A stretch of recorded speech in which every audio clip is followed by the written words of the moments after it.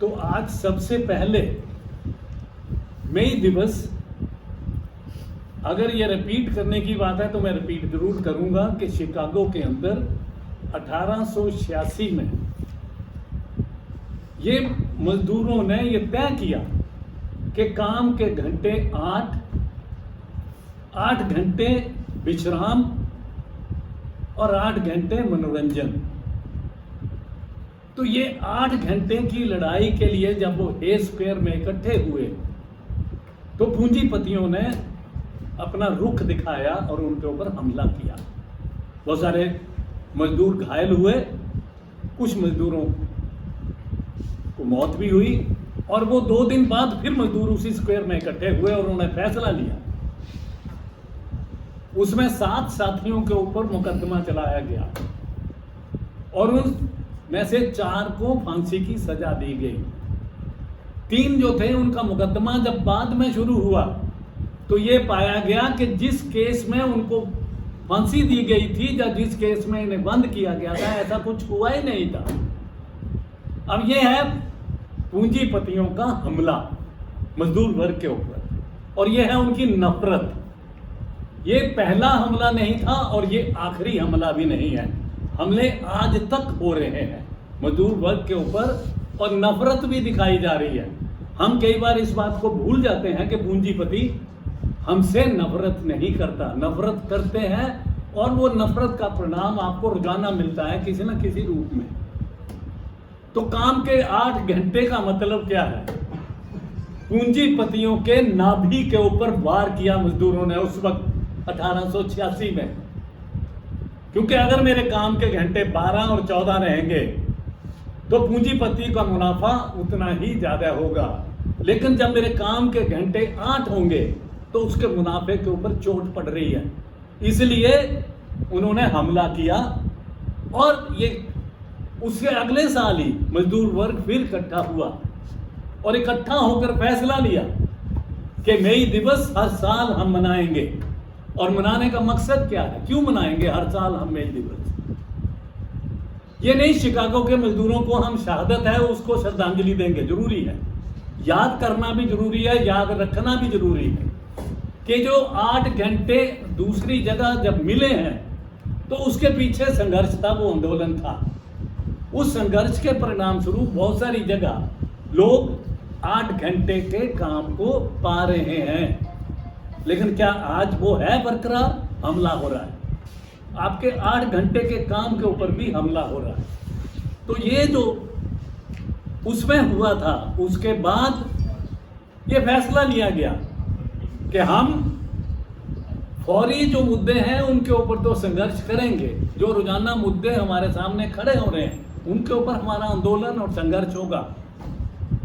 लेकिन असली संघर्ष क्या है कि जब तक आप सत्ता को नहीं बदलेंगे, इस सत्ता को बदलकर मजदूर वर्ग की सत्ता को नहीं लाएंगे, तो इन मुद्दों का हल आपको परमानेंट नहीं मिलेगा।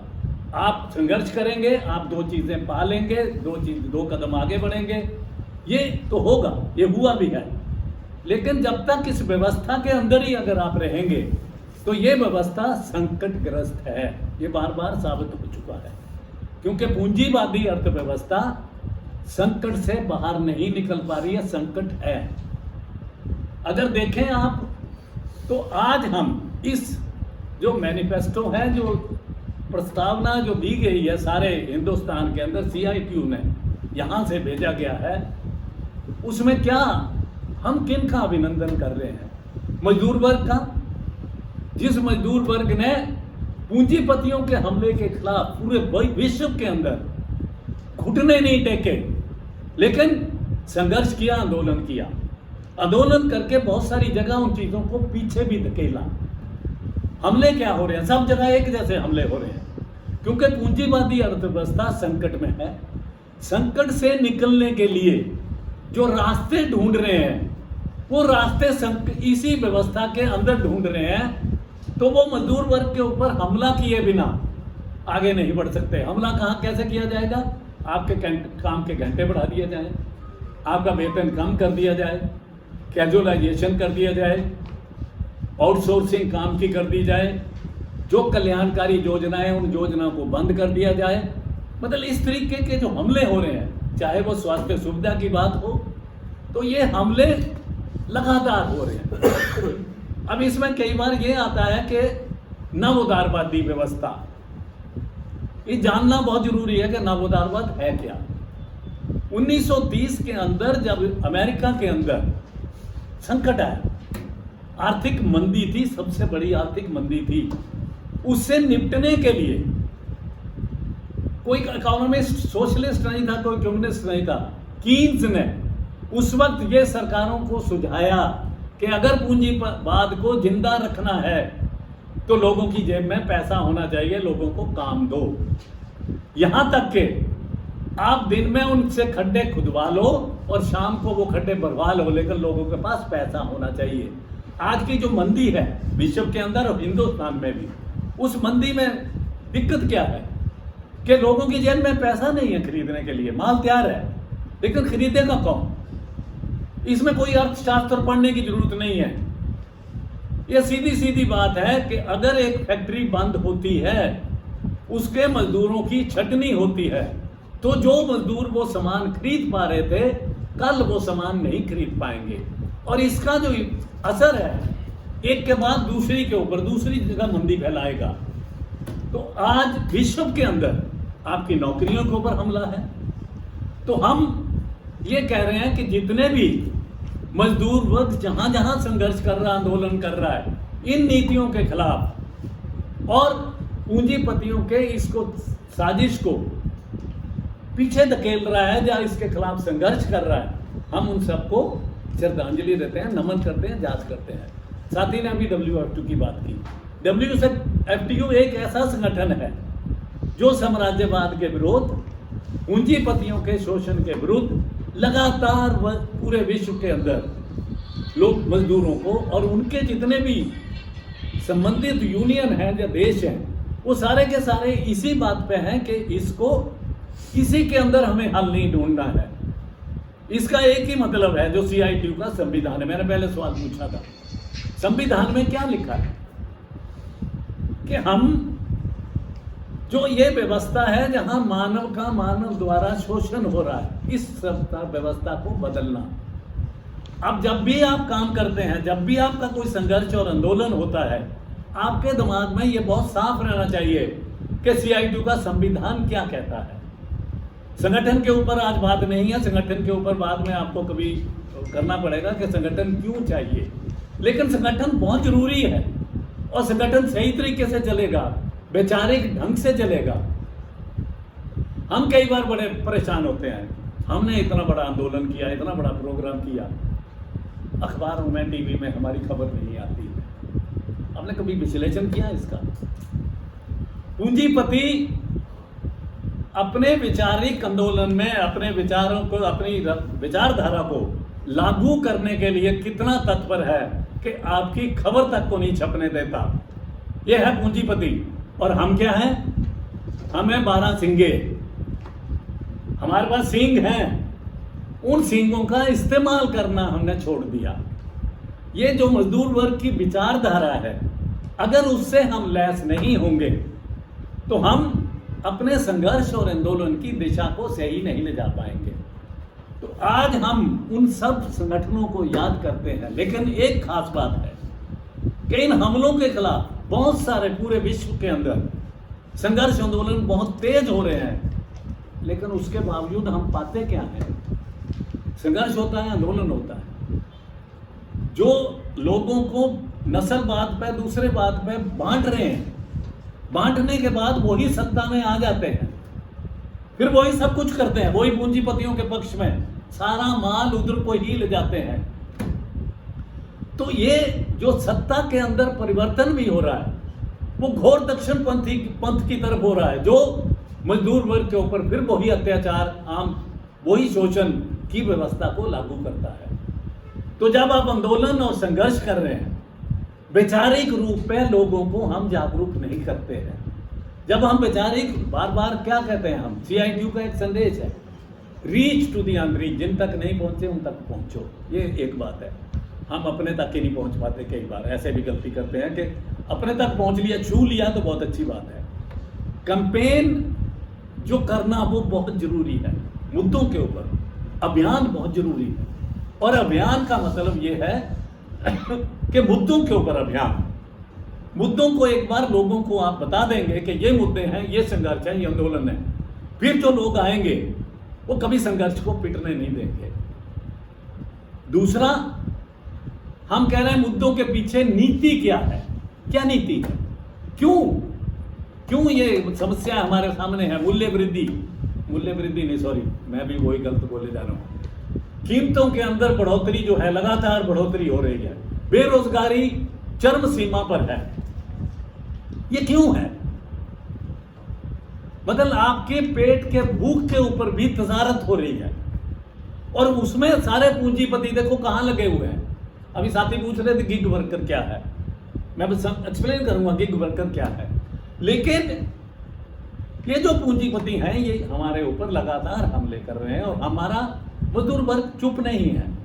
लेकिन यहां सही तरीके से जो CITU बार बार कहता है कि मुद्दों के पीछे नीति के पीछे जो राजनीति है, उस राजनीति को एक्सपोज करना, नंगा करना, पर्दाफाश करना, वो काम हम अक्सर नहीं कर पाते हैं। हमारे सम्मेलन के अंदर भी ये पाया गया, तय किया CITU ने कि एक लगातार लोग हमारे संघर्ष और आंदोलन में आए, और जब हम प्रचार कर रहे थे इलेक्शन का तो लोगों ने पैसे भी दिए, लेकिन वोट फिर वहां डाल दी। क्यों? यहां जो आज सत्ताधारी हैं वो लोगों को किस तरफ की विचारधारा ले जा रहे हैं, और हम क्या कर रहे हैं? हम अपनी विचारधारा को लोगों तक नहीं ले जा पा रहे हैं, ये हमारी कमी है। तो आज जब हम विश्लेषण कर रहे हैं, हम मेडे मनाएंगे। मेडे मनाना कोई त्यौहार नहीं है, लेकिन मेडे मनाने का मतलब ये भी है, जैसे एक दुकानदार या एक पूंजीपति अपनी बैलेंस शीट तैयार करता है, हमें भी वो बैलेंस शीट तैयार करनी है। पिछली मई के बाद इस मई तक कितने हमारे ऊपर हमले किए पूंजीपतियों ने, और उसका हमने कितना जवाब दिया, कारगर ढंग से जवाब दिया। क्या हमें चोटें आई, क्या खरोचें आई, उसका क्या इलाज हमने किया। और फिर हम ये दिशा तय करेंगे अगले मई दिवस तक। हम इन सारी नीतियों का विश्लेषण करने के बाद पूरे विश्व के अंदर क्या हो रहा है, वही बात हिंदुस्तान में हो रही है। तो ये जब हो रहा है तो आने वाले एक समय में, पूरे साल में हमारे सामने CITU का ये दस्तावेज भी ये कहता है कि आने वाले पीरियड समय में हम अपनी क्या दिशा करेंगे, किस तरफ ले जाएंगे। तो हम जहां विश्व के अंदर उनका अभिनंदन कर रहे हैं, जब बोल रहे हैं, लेकिन हम ये भी कमी पा रहे हैं कि कुछ स्टेट्स ऐसी हैं, कुछ जगह ऐसी हैं जहां लोगों को जागरूक ढंग से मुद्दों के ऊपर ले जाया गया। जैसे लैटिन अमेरिका के अंदर बहुत सारे देश हैं, उनका नाम मैं नहीं लूंगा, वेनेजुएला, ये उनके अंदर ऐसी सरकारें चुनी गई क्योंकि सही ढंग से विचारधारा से लोगों को लैस किया गया। तो वहां सरकारें जो चुनी गई वो वैकल्पिक नीतियों के आधार पर चुनी गई। हम ये कह रहे हैं 5 अप्रैल को हमने कहा मोदी हटाओ देश बचाओ, देश तब भी नहीं बचेगा, मोदी के हटने से भी नहीं बचेगा। जब तक आप नीतियों के अंदर परिवर्तन नहीं लाओगे, देश नहीं बच सकता। तो कोई दूसरे को अगर आपने बिठा दिया, हमारा तजुर्बा अभी तक यह है कि अगर लोगों को सही तरीके से लामबंद नहीं किया, जागरूक नहीं किया, तो दूसरा जो आएगा वो इसी के अंदर ढूंढेगा अगर हल, तो इससे और ज्यादा खतरनाक तरीके से हमारे ऊपर बोझ ला देगा। फिर हम उसके खिलाफ लड़ते हुए कोई और घोरपंथी आ जाएगा। नहीं, हमें लोगों को सजग करना है कि इसका मतलब ये नहीं कि ये नहीं तो दूसरा ना, नीति भी विकल्प, नीतियों के अंदर बदलाव चाहिए।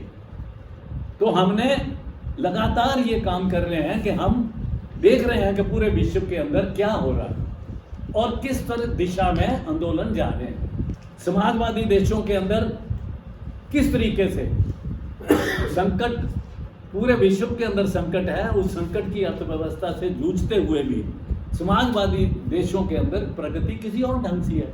क्यूबा के ऊपर कितने हमले हुए, यूएनओ के रेजोल्यूशन के खिलाफ अमेरिका ने नाकेबंदी कर रखी है, लेकिन फिर भी वो आगे बढ़ रहे हैं। लोगों के कल्याणकारी कार्य रुक नहीं रहे हैं, हमले हो रहे हैं, लेकिन उसके बावजूद ऐसे ही चीन के अंदर, वियतनाम के अंदर, मतलब लोगों की जो समस्याएं हैं, अगर आपने ये देखा हो कि अभी जो पीछे कोविड की महामारी हुई थी उस पीरियड के अंदर क्यूबा के डॉक्टर कहाँ कहाँ गए? एक छोटा सा देश है, कितने डॉक्टर उन्होंने पैदा किए। तो वो सब जगह जगह गए। साइंस और टेक्नोलॉजी की डेवलपमेंट हो रही है। हमें किधर भेजा जा रहा है? हमें 14वीं सदी में भेजा जा रहा है। आपकी किताबों के अंदर साइंस के ऊपर भी हमला है, हिस्ट्री के ऊपर नहीं है, साइंटिफिक टेम्पर के ऊपर हमला है। और इस देश के अंदर अगर लोगों के अंदर साइंटिफिक टेम्पर नहीं होगा, ये देश तरक्की नहीं कर सकता। अगर लोगों को आप बांट रहे हैं धर्म के आधार पर, नस्ल के आधार पर, उसका मकसद एक ही है कि जब बेरोजगारी से, महंगाई से लोग दुखी हैं, आपके काम के घंटों के ऊपर हमला हो रहा है, और जो आपके अभी तक अधिकार थे, जो कोड थे, जो लेबर लॉज थे, उनको 4 कोड के अंदर बदल दिया गया। बदलने के बाद आपके जो अधिकार हमारे थे अभी तक, उन सब के ऊपर हमला हो रहा है। लागू नहीं कर पाए क्योंकि लगातार विरोध भी चल रहा है। और वो विरोध की दिशा हमें, मैं बार बार ऐसे जानता हूं कि अगर हम इंडस्ट्रियल एरिया में बता दें कि फैक्ट्री अंदर एक्ट के अंदर क्या तरमीम हो रही है, आपके काम के घंटों के अंदर क्या बदलाव आ रहा है, लोग खड़े हो जाएंगे आंदोलन के लिए। अभी 2-3 सरकारों ने इस काम का कोशिश भी की। तमिलनाडु में भी अभी हुआ था, I think they have withdrawn, उसको वापस ले लिया, काम के घंटे बढ़ाने का, फैक्ट्री एक्ट के अंदर चेंज करने का। और उसमें जो अभी कोड है उसमें ये नहीं है कि दोबारा अगर कोई वो करना पड़ेगा तो लेजिस्लेचर के पास आना है, नहीं, सरकारें अपने आप तय कर सकती हैं। तो ये प्रशासनिक इकाई जो है वो तय करेगी कि क्या आपको काम के घंटे कितने करने हैं। तो अगर मेरे काम के घंटे 12 और 14 कर दिए गए, किसका मुनाफा बढ़ेगा? और अगर आप देखें कि पिछले कुछ सालों में 1980 से लेके 2011-12 तक हमारा जो प्रॉफिट में, जो लागत में जो हमारा हिस्सा था, उसमें लगातार गिरावट आ रही है। मजदूरी का हिस्सा, जो मजदूरी 27, 30, 34% थी, वो अब 10-11 पे आ गई। और मुनाफा 10-11 से 34 पे हो गया। मुनाफे के अंदर बढ़ोतरी है और मेरी मजदूरी के अंदर गिरावट आ रही है। अगर मैं 100 रुपया पैदावार कर रहा हूं तो मुझे 11 रुपये मिलते हैं, लेकिन उसमें से पूंजीपति 45 रुपये, 50 रुपये हत्या लेता है। पहले उनका प्रॉफिट कम था, अब बढ़ रहा है। और एक और विडंबना है, आप माल नहीं भी तैयार करते तब भी उनका प्रॉफिट बढ़ रहा है। कोविड के दौरान उनके प्रॉफिट बढ़े, क्यों? आपकी जितनी संपत्ति है, जो धन दौलत है, पूरे विश्व के अंदर वही हो रहा है, हिंदुस्तान में भी वही हो रहा है कि इसको लूट खसोट जो है बिना रोक टोक के की जाए, लूट खसोट पूरी तरीके से की जाए।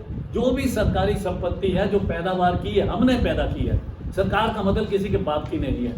मुझे याद है जब हम कहते थे, मनमोहन सिंह ने कहा कि पैसा कहाँ से आता है, तो हमने कहा कि हमें पता है कि पैसा आप नहीं पैदा करते, पैसा हम पैदा करते हैं। मजदूर करता है या किसान पैदा करता है? हम पैसा पैदा कर रहे हैं, हमें पता है वो पैसा कैसे पैदा होता है, और वो पैसा हम पैदा कर रहे हैं, जहाँ किधर रहा है वो।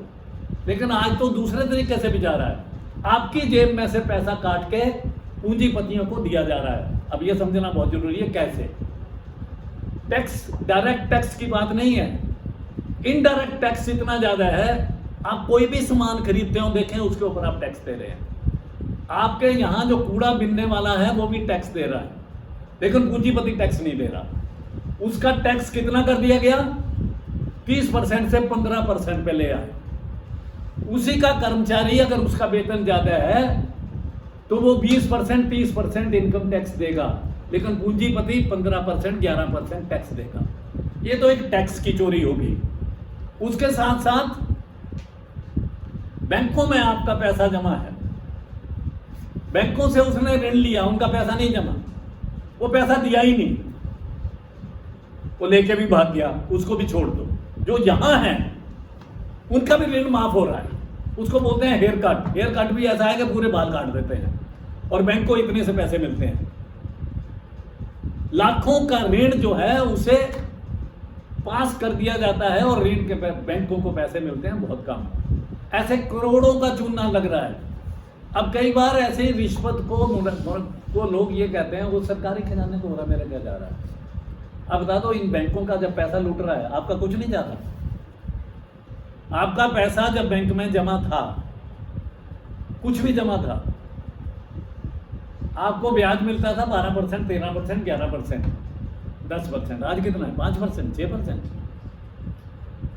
फिर आप अगर एक स्कूटर खरीद लेते हैं या गाड़ी खरीद लेते हैं या मकान बना लेते हैं, आपसे पैसा रिकवर हो जाता है, नहीं हो तो आपका मकान, आपकी गाड़ी उठा के ले जाते हैं। उन पूंजीपतियों ने जो कोलेटरल जमा करवा रखा है उसको कोई नहीं लेता। तो ये सरकार किसके लिए काम कर रही है?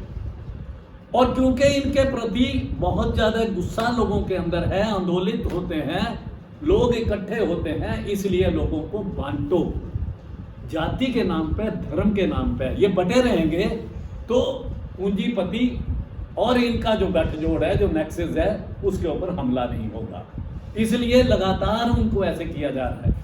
लेकिन इस मे डे में हम फिर ये भी कह रहे हैं कि त्रिपुरा की जनता जो इस चुनाव के अंदर बढ़ चढ़कर आगे आई और उस चुनाव के बाद उनके ऊपर हमला हुआ, उस हमले का भी उन्होंने विरोध किया। देखो कैसे हमला हुआ, घर जला दिया, जहां मछली पाल रखी थी उसमें जहर डाल दिया, लोगों को मारा गया, फिर भी वो खड़े हुए। तो सीआईटीयू ये कह रहा है, सीआईटीयू ने कॉल भी दी थी सब जगह, और हमें खुशी है कि हमने इस ऑफिस से भी पैसे इकट्ठे करके त्रिपुरा भेजे। ये है हमारी एकजुटता त्रिपुरा की लड़ाकू जनता के साथ। आंदोलन संघर्ष कहीं भी हो, हमें उनके साथ खड़े होना चाहिए। ये लेकिन क्या ये संदेश हम दूसरी जगह ले जा पाए? अगर नहीं ले जा पाए तो हमारी कमी है, हमें ले जाना चाहिए। हम जहां भी रहते हैं, जहां भी काम करते हैं, बात करते हैं, हम सीआईटीयू के संदेश को ले जाएं। केरल की सरकार का हम अभिनंदन करते हैं कि बावजूद इसके कि केंद्र सरकार के का पूरा दबाव है उनके ऊपर, फिर भी जो उनके बन पाया। केरल की सरकार एक ऐसी है जो प्रवासी मजदूरों को प्रवासी मजदूर नहीं कहा, उन्होंने कहा ये हमारे अतिथि हैं। तो अतिथि इसलिए कहा गया कि लोगों के अंदर उसका, लेकिन दूसरी जगह क्या हो रहा है? यही जो आज पूंजीपति बैठे हैं, बिहार के अंदर दंगा हो इसलिए तमिलनाडु की गलत खबर छाप दी और सब जगह प्रचार कर दिया कि तमिलनाडु के अंदर बिहारी मजदूरों को, प्रवासी मजदूरों को के ऊपर हमला हुआ, उन्हें मारा गया, जो कि बिल्कुल झूठ था। अब देखिए झूठ कैसे बनाया जाता है। गाय को काटकर गाय का मीट मंदिर के अंदर डाल दिया, यह भी लेटेस्ट है, ताकि दंगे भड़के। अब मुझे बता दीजिए, हनुमान जयंती में तलवारें लेकर प्रदर्शन करने का क्या मतलब? यार रामनवमी वाले दिन तलवारें लेकर निकलने का कोई मकसद है, कोई मतलब है? लेकिन ये किया जा रहा है क्यों? जनता को बांट दिया जाए ताकि जनता इकट्ठी ना हो पाए। संघर्ष जो है, जो लोगों के अंदर गुस्सा है, उस गुस्से को कैसे रोका जाए, ये इसलिए ये काम किया जा रहा है। तो हमारा पर्पस क्या बनता है? सीआईटीयू बार बार कह रहा, भाई सांप्रदायिकता के खिलाफ लोगों को तैयार करो। और 1 मई से लेकर 30 मई तक हमारा जो संघर्ष और आंदोलन है, उस आंदोलन में हमें लोगों को यह भी समझाना है कि सांप्रदायिकता से आपका नुकसान क्या है। कई बार हम क्या करते हैं, ओ सतफ्लोर में लिखा है सांप्रदायिकता पे बोलना, तो मैं एंड में खत्म करने से पहले मैं बोल दूंगा सांप्रदायिकता भी एक बहुत बुरा जहर है। नहीं, सांप्रदायिकता से मुझे क्या नुकसान हो रहा है? पंजाब के अंदर मुझे पता है, जब पंजाब के अंदर ये आतंकवाद था, शाम को 5 बजे के बाद आप कोई प्रोग्राम नहीं कर सकते थे। आपको 5 बजे का मतलब है घर भाग जाओ, लेकिन आज 5 बजे के बाद भी प्रोग्राम होते हैं। तो एक डेमोक्रेटिक जो अधिकार है उनके ऊपर हमला है। अभी आपने देखा पार्लियामेंट हाउस के कैसे है, पहले तो अपोजिशन रोका करती थी, अब सरकार रोक रही है कि पार्लियामेंट हाउस के अंदर डिस्कशन ही ना हो। हिंडनबर्ग की रिपोर्ट आई, पूंजीपतियों के साथ सरकार कैसे लिप्त है। वो सब कुछ एक्सपोज होने के बाद भी लोगों को ऐसे बांट दिया जाए ताकि उसके ऊपर कोई आंदोलन ना हो, लोग संघर्ष ना करें। हमारे अंदर गुस्सा है, नफरत है, हमारे अंदर पूरा गुस्सा है कि ये गलत काम हो रहे हैं, लेकिन उसके बावजूद बेरोजगारी, महंगाई ये मुद्दा नहीं बन पा रहा। ये मुद्दा क्यों नहीं बन पा रहा? क्योंकि लोगों को हमने बांट रखा है, बांट दिया। तो हमें, हमारा कर्तव्य क्या बनता है कि लोगों को एकजुट करें, लोगों को बंटने ना दें और मुद्दों के ऊपर लाएं, और मुद्दों के पीछे जो राजनीति है उस राजनीति को एक्सपोज करें। क्यों कर रहे हैं ये? अभी देखिए सब कुछ हमारे देश में क्या हो रहा है, मतलब जो सरकारी संस्थान है, जिनको पब्लिक सेक्टर कहते हैं, सार्वजनिक क्षेत्र है, उन सबको बेच दिया जाए, निजी क्षेत्र को दे दिया जाए। किस लिए? हमने इतनी मेहनत से बनाए, आज वो प्रॉफिट अर्जित कर रहे हैं, और वही सरकारी संस्थान जैसे हैं जो सार्वजनिक क्षेत्र है, वो सरकार को एक्साइज देते हैं, इनकम टैक्स देते हैं, पूरा पूरा पूरा देते हैं। मैंने कुछ एक पब्लिक सेक्टर के कुछ इदारों को स्टडी किया कि वो कितना हर साल एक्साइज देते हैं, कितना प्रॉफिट देते हैं सरकार को, कर कितना देते हैं, कितना इनकम टैक्स पे करते हैं। और ऐसी ही कुछ इंडस्ट्रीज हैं जिनकी वही आउटपुट है, वो सरकार को क्या देते हैं? 1/3 भी नहीं।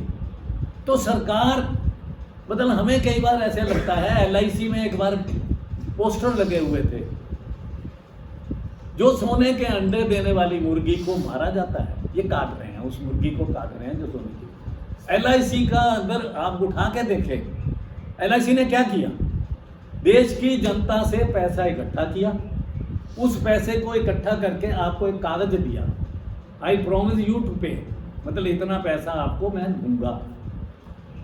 और हर बार मतलब बोनस दिया जा रहा है लोगों को। ये पक्की बात है कि LIC के जो सेटलमेंट है वो भी टाइम पे हो जाए। फिर उसको निजी क्षेत्र में डालने का क्या मतलब है? उन्होंने मकान बनाने के लिए पैसा दिया, सड़कें बनाने के लिए दिया, बिजली के लिए दिया, परिवहन के लिए दिया। अब उनकी कभी फिक्र उठा के देखिए, और सरकार को उसे सरकारी उसमें क्यों लाना पड़ा था? क्यों उसका वो करना पड़ा?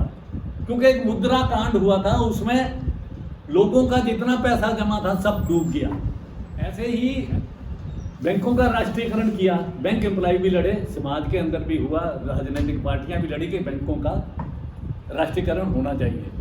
बैंकों का राष्ट्रीयकरण होने से पहले बैंकों की स्थिति क्या थी? बहुत सारे बैंक फेल होते थे, और जब बैंक फेल होता था तो लोगों को कुछ का पैसा नहीं मिलता था। जब से ये राष्ट्रीयकरण हुआ है, एक भी बैंक फेल नहीं हुआ, कोई डूबा नहीं, किसी का पैसा नहीं डूबा। अब उन्हीं को फिर निजी हाथों में दिया जा रहा है। किन को दिया जाएगा? जो बैंकों से पैसा लेकर बैंकों में का ऋण वापस नहीं कर रहे, उन्हीं को ये बैंक हैंडओवर कर दिए जाएंगे, और वही होगा। एक लाला से पूछा जाता था शादी के टाइम पे, आपने कितनी बार दिवालिया निकाला है? दिवालिया निकालने का मतलब क्या था? आपने कोई फर्म, कोई बैंक खोला और उस बैंक को आपने फेल कर दिया, जनता का पैसा लेके भाग गए, दिवालिया हो जाता था। तो जिसने ज्यादा बार दिवालिया किया, इसका मतलब उस पैसे लाला के पास अच्छे पैसे हैं। लेकिन 1900 जब से ये बैंकों का राष्ट्रीयकरण हुआ है, एक भी बैंक फेल नहीं हुआ, किसी जनता का पैसा डूबा नहीं। लेकिन अब क्या किया जा रहा है? उन्हीं बैंकों को पहले मर्जर किया गया। मर्जर करने के बाद क्या कहते हैं कि हम जनता बैंकिंग का बढ़ावा देंगे। बढ़ावा कहाँ देंगे? जब आप ब्रांचें ही बंद कर रहे हैं एक इलाके से। सबसे पहले जब तक बैंकों का राष्ट्रीयकरण नहीं हुआ था, प्रायोरिटी सेक्टर में कोई लैंडिंग नहीं थी, किसी को लोन नहीं मिलता था। प्रायोरिटी सेक्टर लैंडिंग जब भी हुई है शुरू कि आप अनएम्प्लॉयड यूथ हैं, आपको कोई काम धंधा करना है, बैंक आपको लोन देता था। फिर एग्रीकल्चर के लिए पैसा दिया गया, किसानों को पैसा दिया गया, भैंस खरीदने के लिए, बकरी खरीदने तक के लिए पैसा दिया गया, जिसको व्हाइट रेवोल्यूशन कहते हैं, दूध के लिए। और इधर ग्रीन रेवोल्यूशन हुई थी, बैंकों ने पैसा दिया और लोगों ने अच्छे अच्छे बीज तैयार किए, और किसानों ने, हम आत्मनिर्भर ही नहीं हुए खेती पे, हम दूसरे देशों को भी एक्सपोर्ट करते थे। उससे पहले हालत क्या थी? अमेरिका से गेहूं और जब मक्की आती थी PL 480 से, मुझे याद है जब आ जाएगी तो हमारे राशन की दुकानों पे राशन मिलता था। राशन की व्यवस्था क्यों की गई? महंगाई को रोकने के लिए। लेकिन अब तजारत की जा रही है, महंगाई को रोकने का मतलब नहीं है। राशन व्यवस्था से कुछ आप में से बहुत सारे लोग बाहर हैं, आपको राशन मिलेगा ही नहीं। क्यों? पहले तो सबको राशन मिल रहा था और महंगाई के ऊपर एक अंकुश लग रहा था। तो हम यहाँ केरल की जनता, त्रिपुरा के साथ फिर 5 अप्रैल को अभी एक प्रोग्राम हुआ जिसके अंदर आपकी पार्टिसिपेशन थी। आपने बहुत काम किया, जोर शोर से काम किया। 5 सितंबर को तालकटोरा इंडोर स्टेडियम में महाधिवेशन हुआ। वहाँ से कॉल दी गई कि हम बजट सत्र पे दिल्ली में मजदूर, किसान और एग्रीकल्चर वर्कर इकट्ठे होंगे। ये तीनों जो मिला के जो देश के अंदर माल तैयार करते हैं, जो प्रोडक्शन करते हैं, वो ये तीनों ही हैं। इन तीनों का संघर्ष को आगे ले जाना, अब ये काम सीआईटी का है, मजदूर वर्ग का है, क्यों मजदूर वर्ग अगुआ होगा। तो मजदूर वर्ग ने ये कोशिश की और सबको इकट्ठा किया और जगह जगह बहुत सारी स्टेट्स के अंदर ये संदेशा गांव तक गया, क्योंकि किसान और एग्रीकल्चर वर्कर को जब आप मिला लेंगे मजदूर के साथ, फिर आपको कोई हरा नहीं सकता। लेकिन अभी दिक्कत ये है कि इस संदेश को जितनी दूर तक हमें ले जाना था, हमें असेस तो करना पड़ेगा किसी वक्त बैठ के। जब आज हम बैलेंस शीट बनाएंगे तो अगले साल के जो प्रोग्राम है उनको कैसे करेंगे। फिर 2 तरीके के आंदोलन है, एक हमारा इंडिपेंडेंट आंदोलन अभियान चलाना सीआईटी द्वारा, दूसरा इन तीनों संगठनों को इकट्ठे करके इनको संघर्ष को दिशा देना और इसको चलाना, और तीसरा है ट्रेड यूनियन का एक मंच है जो 30 जनवरी को एक बहुत बड़ा मवलंकर हाल के अंदर कन्वेंशन हुई थी। उस कन्वेंशन से कुछ फैसले हैं, वो आने वाला है आंदोलन। उन मुद्दों को समझना, वो क्या मुद्दे उठाए थे, उन मुद्दों के पीछे नीति क्या है और ये हमारे सॉल्व क्यों नहीं हो रहे, इसके पीछे की राजनीति क्या है। जिस दिन हम लोगों को ये समझ लेंगे, समझा लेंगे, उस दिन आप देखेंगे कि आपके आंदोलन और आपके संघर्ष के अंदर एक तीखापन आया है और सरकार को पीछे हटना पड़ेगा। बहुत काम करना बाकी है। हम इसकी बैलेंस शीट आज मुझे अधिकार नहीं है, मैं नहीं बनाऊंगा, मैं बोलूंगा भी नहीं, लेकिन हमें ये जरूर देखना पड़ेगा कि जो फैसले हमने लिए थे अभी 5 अप्रैल के प्रोग्राम को हमने एक सफलतापूर्वक लागू किया। बहुत सारी स्टेट्स के अंदर गाँव तक ये मैसेज गया, इकट्ठा किया, उसके परिणाम आपको निकलेंगे। क्यों? मजदूर जब संघर्ष करेगा, पूंजीपति अगर हमला करेगा तो किसान आपके साथ खड़ा होगा। मुझे याद है एक बार हम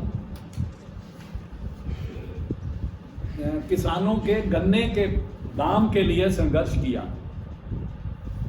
किसानों का वो मुद्दा सॉल्व हुआ, लेकिन कुछ दिन बाद मजदूरों को हड़ताल करनी पड़ी। किसान राशन लेके उनके घरों पे उनके आ गया कि आप खड़े रहो, लड़ो, आपको गिरने नहीं देंगे। जब आप एकता बना लेंगे तो आंदोलन इस तरीके से चलेंगे।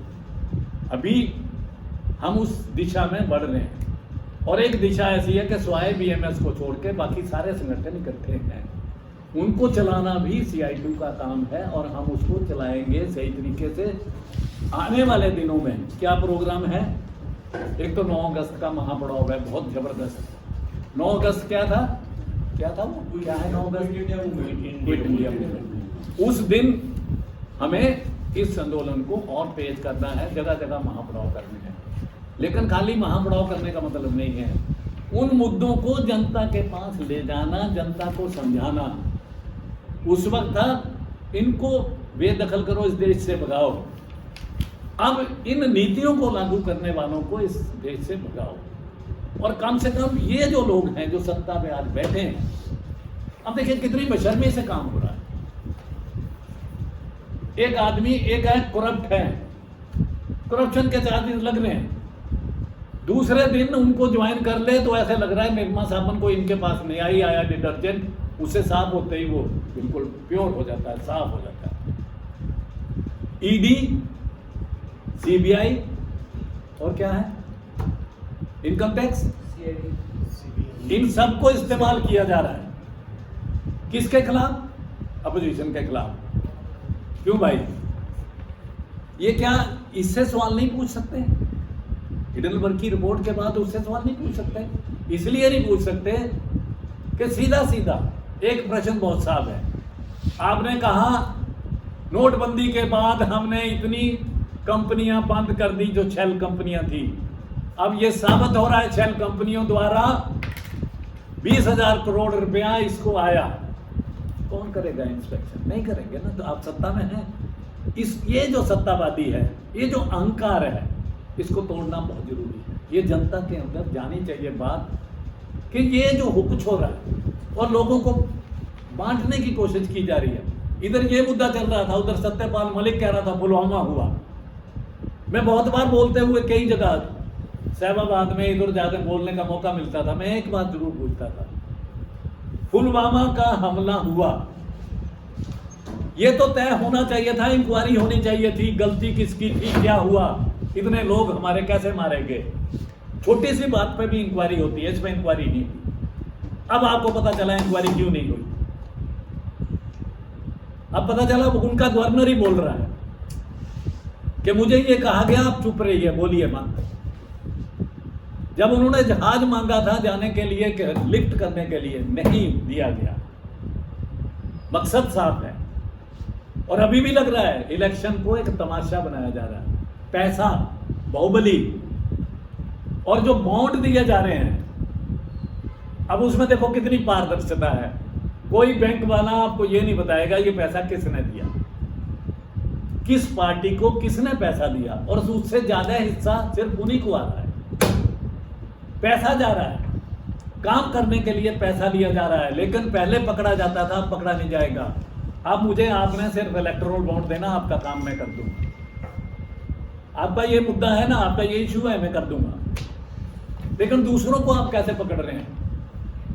मैं ये नहीं कह रहा कि उनको ना पकड़िए, अगर गलती कर रहे हैं पकड़िए आप। लेकिन जो आदमी आपके पास है, अब खिलाड़ी इतना ज्यादा शोर मचा रहे हैं, किसी एक ने कर दी तो आपने किसी की संस्था वो खत्म कर दी, लोकसभा की, उसका मकान भी खाली करवा लिया, कोई बात नहीं, आपने करवाया, आपको ये अधिकार था। ब्रिजभूषण के साथ क्या एक्शन होगा? कब से खिलाड़ी 3 महीने से चला रहे हैं, अब फिर धरने पे बैठे हैं। महिलाएं, अब आप ये देखिए, हिंदू राष्ट्र की बात करने वाले हिंदूवादी, महिलाओं की ये कदर होती है उसमें, ये कहते हैं कि महिलाओं को घर के अंदर बंद रहना चाहिए। और बार बार सुना होगा, महिलाएं 4 बच्चे 6 बच्चे पैदा करें, मशीन है बच्चे पैदा करने की और घर में रोटी बनाने की, उनको अधिकार नहीं है बाहर निकलने का, काम करने का। ये है हिंदू बात। और अगर किसी ने सुना हो तो एक नेपाल का एक लीडर हमारे यहाँ किसी को इंटरव्यू दे रहा था, उसने पूछा हिंदू राष्ट्र अगर होगा तो इसमें गलत क्या है? बोला नहीं, इसमें कुछ गलत नहीं है, हमने भुगता है, हमने नेपाल में भुगता है। हिंदू राष्ट्र का मतलब एक राजा होना चाहिए, और वो राजा हम किसको प्रोजेक्ट कर रहे हैं हमारे देश में? किसको? मोदी है तो मुमकिन है, तो मोदी के अलावा कोई नहीं है, और पूरी कैबिनेट नहीं है, पूरा पार्टी नहीं है, तो ये प्रोजेक्ट किया जा रहा है। हम भी कई बार प्रोजेक्ट कर जाते हैं, मोदी शासन नहीं, ये शासन है आरएसएस का, बीजेपी का। और आरएसएस का एजेंडा क्या है ये लोगों को बताना बहुत जरूरी है। आरएसएस क्या है, मनुस्मृति क्या है, उसमें स्वयं ब्राह्मण और राजपूत के किसी का कोई अधिकार है नहीं। तो ये जो बाकी लोग उनके पीछे लग रहे हैं, वो गरीब, उनको समझ नहीं है, वो लग रहे हैं, उन्हें पता नहीं चल रहा कि क्या कर हो रहा है तुम्हारे साथ। मैंने एक और बात देखी थी, जब बीपी सिंह के टाइम में ओबीसी का आरक्षण की बात हुई, मैंने बहुत सारे ओबीसी को आरक्षण के खिलाफ खड़े होते भी देखा, और हम आरक्षण के लिए बोलते थे तो हमें कोशिश करते थे कि हमें हमारी पिटाई करवा दी जाए। रिजर्व बैंक में भी ये कोशिश करते थे, लेकिन मुद्दों के ऊपर आपको खड़े होना बहुत जरूरी है। तो भैया, ये जो सांप्रदायिकता फैला रहे हैं, इसका मकसद है कि लोगों को बांटे रखें, मजदूर वर्ग इकट्ठा ना हो, मजदूर किसान इकट्ठा ना हो, इकट्ठा होके इन नीतियों के खिलाफ संघर्ष ना करें। इसलिए ये किया जा रहा है। हमारा कर्तव्य ये बनता है कि इस मेले पे हम खाली अभिनंदन और दूसरी बात ना करें, हम ये संकल्प लें, दृढ़ संकल्प लें कि हम ये इस देश के अंदर जो ताना बाना बन रहा है, जो असमानताएं पैदा हो रही हैं, बेरोजगारी चरम सीमा पर है, कीमतें बढ़ती जा रही हैं, लोगों के पेट के ऊपर तजारत की जा रही है, भूख के ऊपर, इसके खिलाफ और मजदूर वर्ग के हकों के ऊपर हमला हो रहा है, किसानों की जमीन के ऊपर हमला हो रहा है, इन सारी चीजों को लेकर लोगों को हम लामबंद करेंगे और ये भी बताएंगे कि हो क्यों रहा है, क्यों किया जा रहा है, इसको जो किया जा रहा है इसके पीछे नीति क्या है और इसके पीछे की राजनीति क्या है, उस राजनीति का पर्दाफाश करना। हम ये दृढ़ संकल्प लें, ये हमें हमारा कर्तव्य है और हम इस प्रतिबद्धता को जरूर दोहराएं दोबारा से कि सीआईटीयू का संविधान के अंदर जो लिखा है, जो हमारा उद्देश्य है कि हम समाज, ऐसा समाज चाहिए जिसके अंदर मानव द्वारा मानव का शोषण ना हो, उसके लिए हमें काम करना। इसका मतलब ये नहीं कि हम फौरी मांगों के ऊपर कुछ नहीं करेंगे, जो फौरी मांगे हैं उनके ऊपर आंदोलन करेंगे, लेकिन उन फौरी मांगों को ले जाते हुए लोगों को वही दिशा दिखाएंगे। तो जो 30 जनवरी को कार्यक्रम हुआ उसको आगे ले जाना, मजदूर, किसान और खेती हर मजदूर की एकता को आगे ले जाना, ये हमारा कर्तव्य है। तो हम जो मजदूर वर्ग के अंदर असंतोष पैदा हो रहा है उनको उनके सच्चे मित्रों और दुश्मनों के बारे में अवगत कराएं। तुम्हारा दोस्त कौन है, तुम्हारा शत्रु कौन।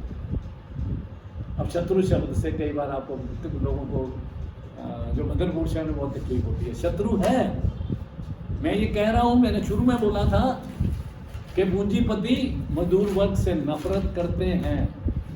वो नफरत, एक बार तो मैं उदाहरण आपको दे ही दूंगा। तमिलनाडु के सरकारी कर्मचारियों का आंदोलन था, उनको सबको बर्खास्त कर दिया गया सरकार द्वारा। वो कोर्ट में गए, सुप्रीम कोर्ट है, सुप्रीम कोर्ट ने क्या कहा, you don't have any moral और ethical right to go on strike. और उसके बाद जितनी हड़तालें हो रही थी, सुप्रीम कोर्ट को कोर्ट करते हड़तालों को बंद कर दिया।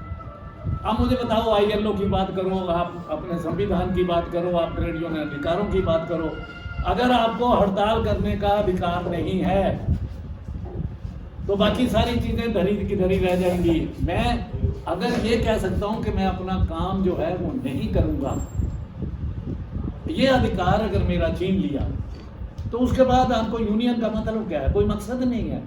उस हड़ताल के हक को पाने के लिए सीआईटीयू ने बहुत मेहनत की थी। मुझे याद है डॉक्टर पंदे एक एक यूनियन के पास जाते थे, बात करते थे कि हड़ताल के ऊपर जो पाबंदी है इसको हड़ताल करके रोकेंगे, और हड़ताल की काल दी, वो सफल हुई। उसके बाद सुप्रीम कोर्ट कुछ नहीं बोल पाई। तो आपको वो लोगों के अंदर जज्बा पैदा करना है, वो तभी होगा जब आप मजदूर वर्ग को उनकी वैचारिक जो आइडियोलॉजी है उससे हम लैस कर देंगे। उसके बिना कुछ नहीं हो सकता। नहीं तो आप लड़ते रहेंगे, ठीक है, दो कदम आगे 2 कदम पीछे, कुछ नहीं और नहीं होगा। अगर मजदूर वर्ग को आप मजदूर वर्ग की चेतना से लैस करना, ये हमारा कर्तव्य है। पहले खुद होना, फिर उन्हें लैस करना। ये काम हम बखूबी अगर करेंगे तो मैं ये कहूँगा कि इस मई दिवस पर हमने सही संकल्प लिया, सही प्रण लिया और हम मजदूर वर्ग को सही दिशा पर ले जाने का कार्य करेंगे।